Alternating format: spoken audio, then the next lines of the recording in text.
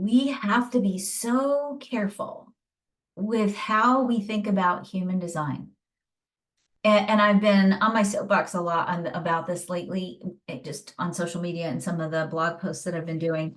And I want to bring us back to this, especially us, because we are really using human design as a tool to support people in the deconditioning process.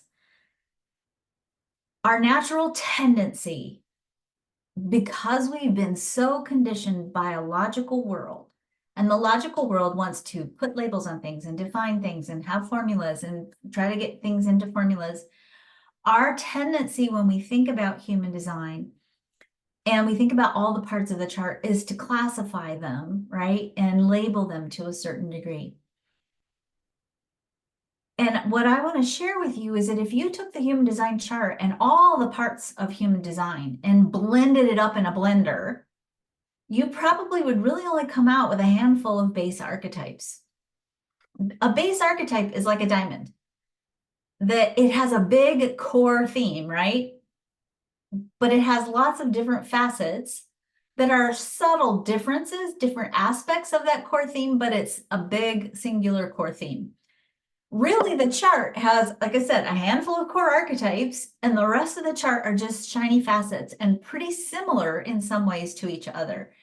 And so we have to be really careful when we look at the chart and start saying, oh, a reflector is this, or a generator is this, or a this center is this, or a this line in a profile is a this.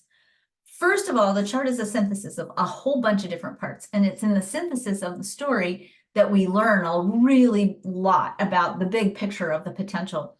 The second thing is, because there are themes that repeat themselves in subtly different but similar ways throughout all the different layers in the chart, we can look at a generator chart and say, okay, this generator is exhibiting some of the symptoms of what it feels like to be a reflector, but it's really not that that person's being like a reflector.